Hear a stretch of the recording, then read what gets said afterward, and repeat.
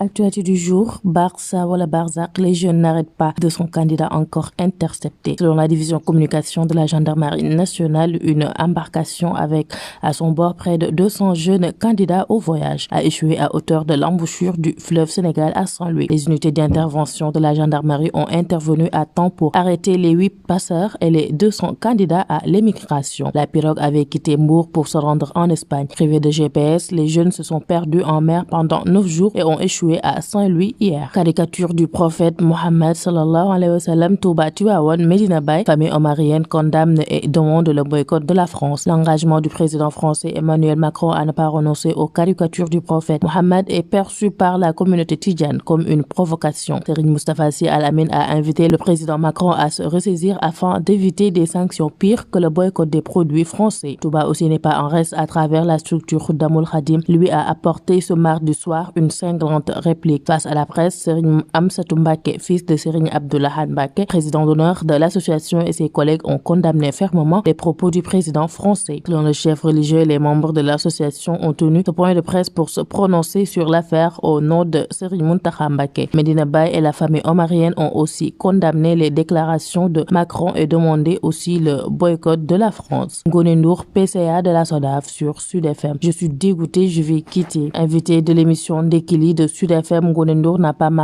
mâché ces mots. Macky Sall nomme des ministres, moi je ne suis pas nommé, on m'a élu après avoir déposé ma candidature en bonne et due forme. Je suis sénégalais, j'ai un vécu et une bonne expérience dans le monde de la culture. J'ai été parmi les premiers à se battre depuis le temps du BSDA pour défendre les droits des artistes et que la société revienne à ces derniers. J'ai participé à l'élaboration de la loi. Lors de l'élection du PCA, Angel Diabang m'avait battu. Après sa démission, les acteurs m'ont élu dans les règles de l'art. D'ailleurs, j'informe tous que mon poste intéresse de postuler. Mon mandat arrive à expiration l'année prochaine. Je ne vais pas me représenter pour un second mandat. Je suis dégoûté, a confié Ngoné à Nicolas Diop. Gamou face à face, Sokhna Aïda et Serigne Saliou Thioune. Tension en vue à Medinatoul Salam. Serigne Saliou Thioune compte célébrer le Maulid sur la place publique du village où son défunt père a toujours célébré l'événement. Le camp du fils aîné et Khalif de Cheikh Béthio prévient qu'il ne cédera pas. Madinatoul Salam n'est ni Diop ni Ndiaye, encore moins Diallo, c'est Thioune. Madinatoul Salam, c'est le fief de Serigne Saliou Thioune, martel le jawriñ de Madinatoul Salam. Idem chez Sokhna Aïda Diallo où les préparatifs du Gamou vont bon train. Les disciples Chantakoun de la veuve du Cheikh déchargent des sacs d'oignons et divers condiments d'un camion gros porteur. Pour rappel, Sokhna Aïda s'est confinée à Madinatoul Salam depuis que le Khalif des Mourides l'a interdit de célébrer le Magal en Gabou. Pirogue renversée par la marine sénégalaise et espagnole, y avait-il une volonté de tuer les candidats à l'émigration clandestine, se demande le journaliste Babacar Fall. Pourquoi une aussi énorme violence contre une pirogue remplie de vies humaines qu'on pouvait techniquement maîtriser sans la percuter mortellement? L'État sénégalais et la République d'Espagne ne sont-ils pas responsables de la mort probable de la vingtaine ou trentaine de Sénégalais qui, selon toute vraisemblance, ont péri dans cette bavure? Selon lui,